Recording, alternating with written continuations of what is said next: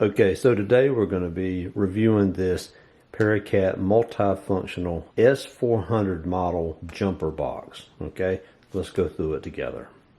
Now, right away, you're going to notice how small this item is. Open the box, got your user's manual, and then you can see just how small it is. This is a 1500 amp jump starter box.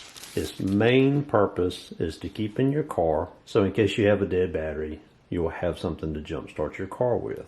I really want you to see how small this thing is. I mean, it is, here's the size of my hand. I mean, literally you can put this right in your pocket if you wanted to. It's designed to be small because the jump boxes of yesterday were so big that people just didn't buy them, and it's impractical to keep it in your car because they're just so big. But nowadays they've gotten so small, and this particular unit takes the cake.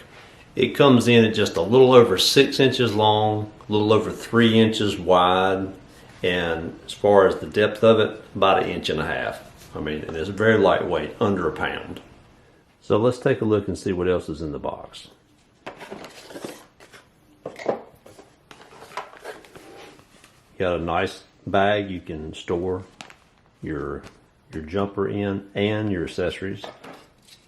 This is a very important item that you're going to want to keep along with the jump box in the car with you. This plugs right into the jump box via this connector right here, and it allows you to connect it to your battery.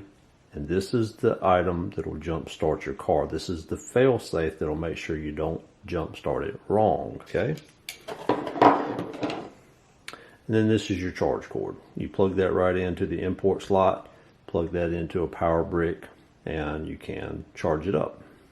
Okay, so when you first power it on, you'll see the screen right here. It's got a nice digital display. It tells you what the percent of charge is. And before you start using this, I would advise you to charge it up so it says 100% before you start using it the first time. It doesn't take long to get it up to 100%. Right out of the box, this one was at about 70%. All right, you peel back the side and you have your charge ports. This is your input slot. This is what your cord plugs into to charge it up with right at your house, or you could even charge it off your car. You can actually put this into a 12-volt power brick, plug it into your cigarette lighter, and it will charge off your car while you're driving. This right here is you have USB ports, so you can charge your cell phone or any other device. Comes in very handy. This is where your cord plugs into. This is where you're going to jump start your battery with. Now what's very unique about this is it only can plug in one way. So you can't mess it up. So don't be scared that you're going to mess something up. Once you plug it in, you'll see the little blue light illuminate right there. So what's also very cool about this is you have a LED light on the front. So in case of an emergency, you're jump starting your car in a dark parking lot, or you have to change a tire or anything like that, you have a LED light. That thing's pretty bright too. And it has different modes, of course. You even have an SOS beacon. So that's pretty nice. You just can put it out right beside your car if you're ever in an emergency situation, and you've got an automatic SOS beacon that you can summon help with. You may never know how much you may need a light like this unless you're on the side of the road and it's really dark. You will be so thankful that you have it. If you have nothing else with you, no other flashlight in the car, you'll be so glad you have this. Now let's go over real quick how to jump start your car. This is the most important thing you need to know about this piece of equipment. Now when you take it out, you got your two pieces here, okay? You want to plug it in like I showed you earlier. It can only go one way. You can't mess it up. So you push it in there, push it in nice and tight. Okay, see that blue light? Blue light comes on, okay? Now what you want to do is you take your other ends of your cable. You connect red to the red post, and you connect black to the black post.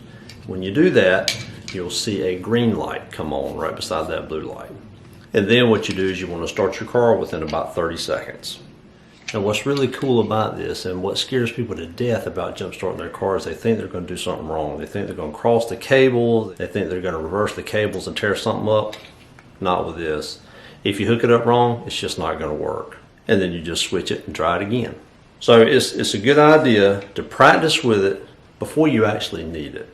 And what I would recommend you do is actually go out to your car when everything's fine on a bright sunny day and you don't need to jump start your car. Hook it up. Make sure you're familiar with the process. That way, if you're ever in a bad situation, a dark parking lot, you'll be familiar with it. A couple of other things to note about this little jump box is that it is waterproof, dustproof, so you don't have to worry about getting dust in these little crevices and tearing something up. Waterproof, if you're out there trying to jump start your car in the rain, you're not going to hurt this. So as you can see, this is rated at 1500 amps. So this jump starter is capable of jump starting a battery on an engine up to 7 liters, which is a very big engine. And if it's a diesel engine, 5.5 liters. So you wouldn't think so, but this little device can jump start a battery on a great big engine, such as a 7-liter gas or 5.5 diesel. It goes without saying you could use this to also jump start your battery in a lawnmower or in a snowmobile or an ATV, anything as long as it's 12 volts. So something else you need to know is the battery capacity is 18,000 milliamp hours on this unit, which tells you how much juice you have if you need to charge a device like a cell phone off of these 2 ports right here. Generally 18,000 milliamp hours, in my experience, you can charge a cell phone, a modern day cell phone or iPhone twice if the phone is completely dead. Okay, so one last thing that I need to tell you, and it's very important. You need to take this out of your car every 3 to 4 months and make sure that it's charged up. The last thing you want to do is get into a precarious situation where you need to jump start your car and this is drained down. So it does you no good if this is dead. So you could probably let it go as much as 6 months. I've done that before, I'm guilty. But I would suggest every 3 to 4 months, take it out of your car, plug it into your wall at your house, and make sure it's got a real good charge on it. That way, you'll be ready to go. It's one of those things that it's better to have it and not need it than to need it and not have it.